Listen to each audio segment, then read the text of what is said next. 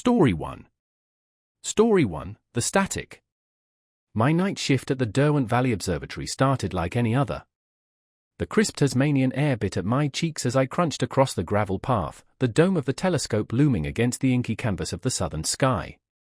Inside, the familiar hum of the machinery and the faint scent of ozone greeted me. Old man Hemmings, the other technician, was already there, his face illuminated by the flickering monitor displaying real-time data from the radio telescope. "Quiet night, eh, lass?"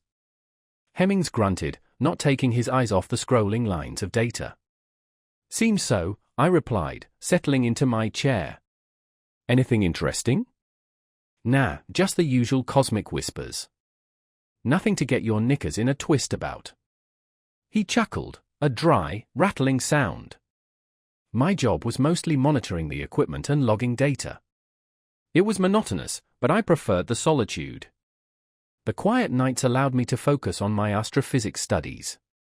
Hours drifted by in a blur of blinking lights and low hums. I made coffee, checked the telescope's alignment, and occasionally chatted with Hemmings, mostly about the footy. It was ordinary, predictable, comforting. Then, the static started. At first, it was subtle, a low hiss buried beneath the usual background noise. I dismissed it as interference. But it grew, slowly, insidiously, until it filled the control room. It wasn't the crackling static of a faulty wire, it was a deep, guttural hum, like the breathing of some immense beast. It vibrated in my bones, a physical presence that made my teeth ache. "Hemmings, do you hear that?" I asked, my voice tight. He looked up, his eyes clouded with a strange confusion. "Hear what, lass?" "It's quiet as a graveyard." But it wasn't quiet. The static was overwhelming, drowning out the hum of the machinery, the beating of my own heart. It seemed to be emanating from everywhere and nowhere at once. I checked the monitors, expecting to see some anomaly, some explanation for this auditory assault, but the data streams were normal. Too normal. It was as if the universe itself was silent, holding its breath. A cold dread seeped into my gut. Something was wrong. Terribly wrong. I tried to rationalize it. Maybe it was a new type of solar flare? A malfunctioning satellite? Anything but what my instincts were screaming at me, that this wasn't natural. This was other. The static intensified, and with it came a new sensation, a feeling of being watched. The hairs on the back of my neck prickled. I felt eyes on me, cold and ancient, boring into my soul. I glanced nervously at the observation window, half expecting to see something staring back from the inky blackness beyond. "Hemmings, we need to leave," I whispered, my voice trembling. He just stared at the monitors, a vacant expression on his face. "There's nothing there, lass. Just the stars." His words sent a shiver down my spine.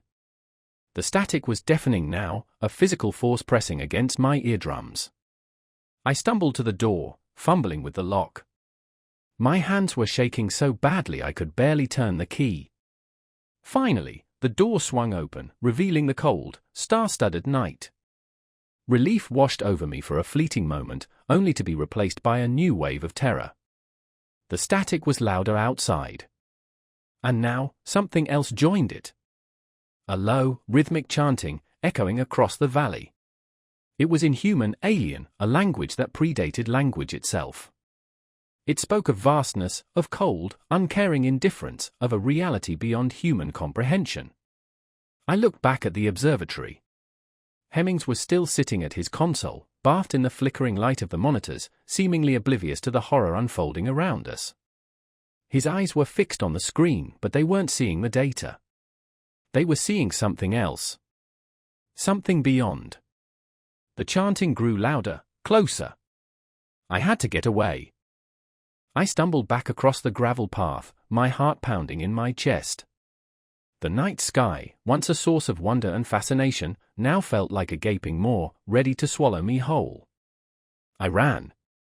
I ran through the darkness, the chanting echoing in my ears, the static burning in my brain.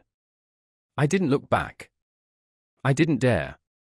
I never went back to the Derwent Valley Observatory. I left Tasmania, left everything behind. But the static is still there, a faint whisper in the back of my mind.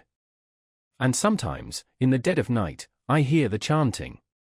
Faint, distant, but undeniably there. A constant reminder of the night I glimpsed the edge of reality, and the terrible truth that lies beyond. What happened to Hemmings? I don't know. I try not to think about it. But sometimes, I see him in my dreams. Sitting at his console, eyes fixed on the void, a faint smile playing on his lips as the static consumes him. And I know, with a certainty that chills me to the bone, that he's not alone. That something else is there with him, something vast and ancient and utterly indifferent to human suffering.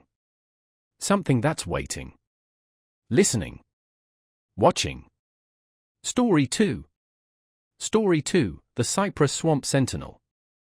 The hum of the fluorescent lights buzzed in my ears, a constant companion during my lonely night shifts at the Cypress Creek Visitor Center. Located deep in the heart of the Atchafalaya Basin, the center was more of a glorified shack than a building, surrounded by miles of murky swamp and towering cypress trees draped in Spanish moss. My job was simple: answer the occasional late-night call, ensure the exhibits were intact, and lock up before dawn. It was monotonous, but it paid the bills.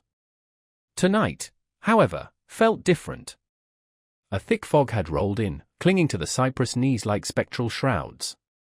The air was heavy with the scent of decay and something else, something faintly sweet and sickening. Even the usual chorus of cicadas and frogs seemed muted, replaced by a low, guttural croaking that echoed across the black water. Around 2 a.m., a call came through. A frantic voice, barely audible over the static, reported a stranded boat near Blind Man's Bayou. "Send someone, please. There's something out there." The line went dead. I tried calling back, but only got a chilling dial tone. There was no park ranger on duty until morning. It was just me. Unease gnawed at my stomach. Blind Man's Bayou was notoriously treacherous, a labyrinth of narrow channels and submerged logs. Locals whispered stories about it, tales of disappearances and strange lights seen flitting through the cypress trees. I dismissed them as folklore, until now. The ranger's truck, a battered Ford F-150, was my only option. Its headlights barely cut through the fog as I drove deeper into the swamp, the cypress trees looming on either side like skeletal sentinels. The croaking grew louder, closer. It sounded almost like breathing. I found the stranded boat wedged against a cypress knee, its engine sputtering uselessly. No one was inside. A single lantern swung from the bow, casting grotesque shadows that danced on the fog-choked water. The air was thick with that sickly sweet smell, stronger now. "Hello?" My voice was thin and reedy, swallowed by the vastness of the swamp. Only the croaking answered. I shone my flashlight across the dark water, searching for any sign of life. Something glimmered beneath the surface. A shape, long and sinuous, moved slowly through the murky depths. It wasn't a log. Fear, cold and sharp, pierced through me. I stumbled back, my heart hammering against my ribs. I had to get out of there. As I fumbled with the truck keys, the croaking intensified, shifting into a high-pitched shriek that echoed through the trees. The water churned, and the long, dark shape rose to the surface, its outline barely visible through the fog. It was enormous, far larger than any alligator or snake I'd ever seen.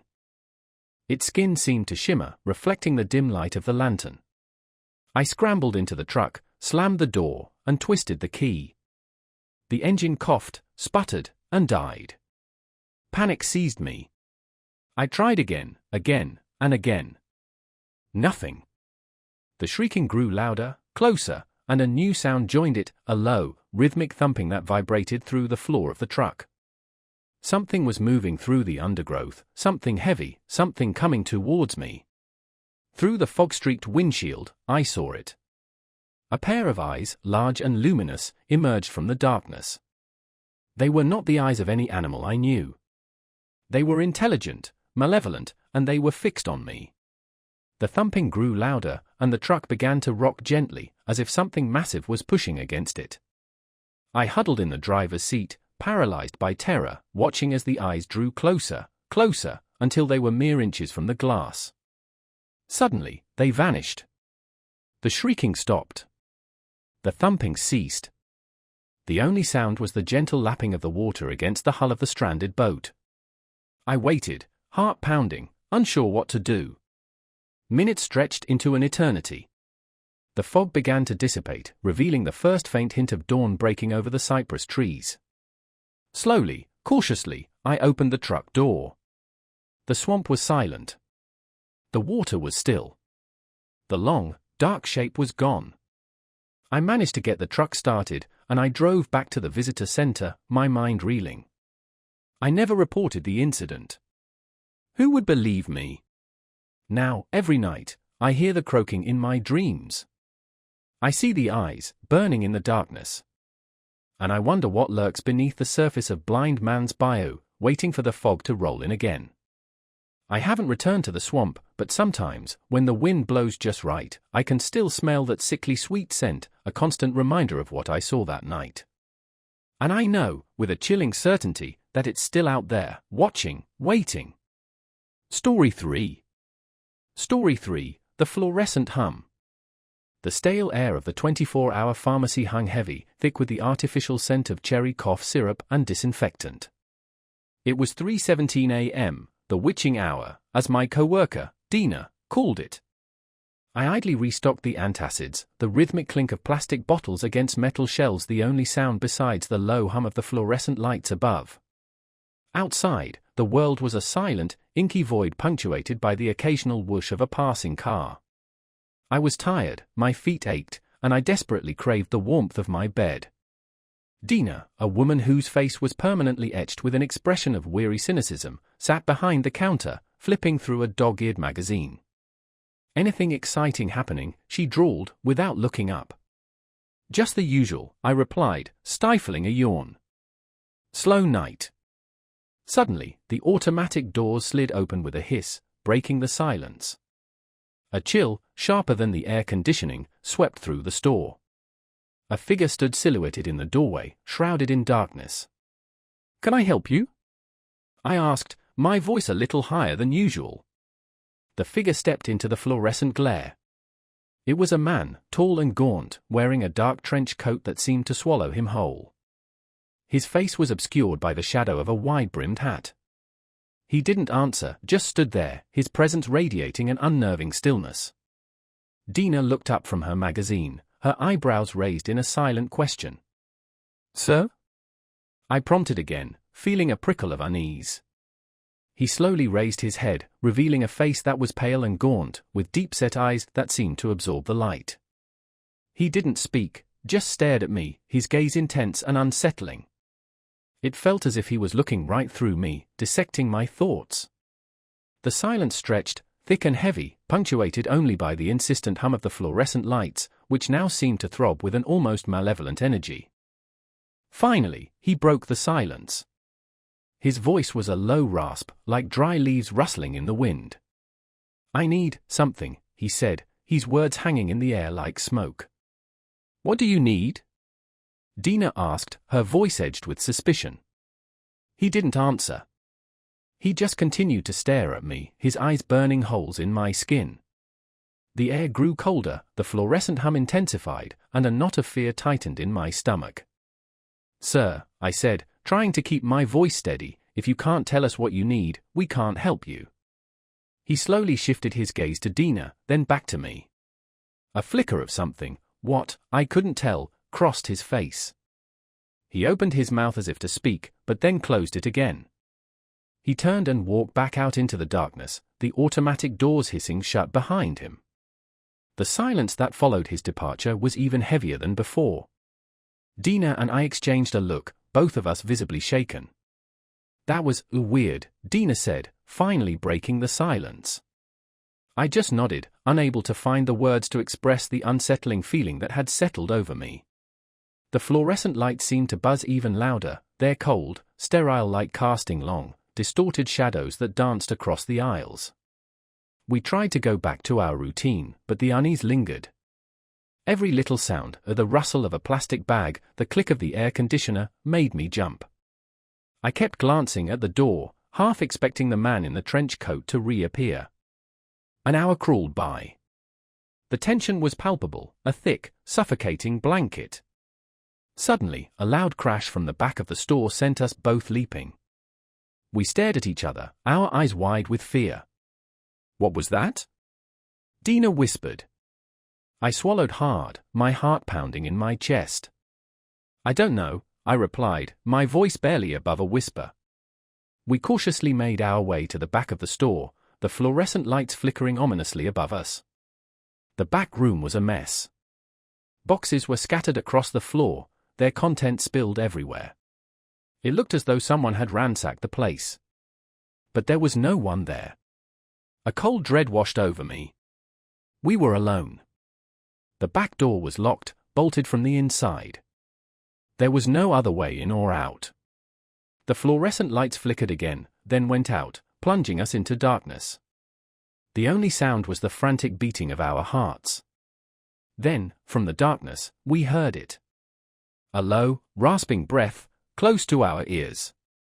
The lights flickered back on, revealing nothing. We were alone, surrounded by the scattered boxes and the oppressive silence. But the feeling of being watched remained, stronger than ever. We spent the rest of the night huddled behind the counter, jumping at every shadow, every creak of the floorboards. The fluorescent lights hummed, their cold, sterile light a constant reminder of our isolation and vulnerability. Dawn eventually broke, painting the sky in hues of grey and pink. We unlocked the doors, blinking in the pale morning light, feeling drained and disoriented. The police found nothing. No signs of forced entry, no evidence of anyone else having been in the store. They chalked it up to a prank, or maybe a homeless person looking for shelter. But I knew better. I knew that something unseen, something unknown, had been there with us that night. The memory of that rasping breath, the feeling of unseen eyes watching us in the darkness, still haunts me. And every time I hear the hum of fluorescent lights, I'm transported back to that night, to the chilling silence and the suffocating fear of the 24-hour pharmacy. I quit the night shift shortly after. I still can't shake the feeling that something is watching me, waiting in the shadows, lurking just beyond the periphery of my vision. Waiting for the lights to go out.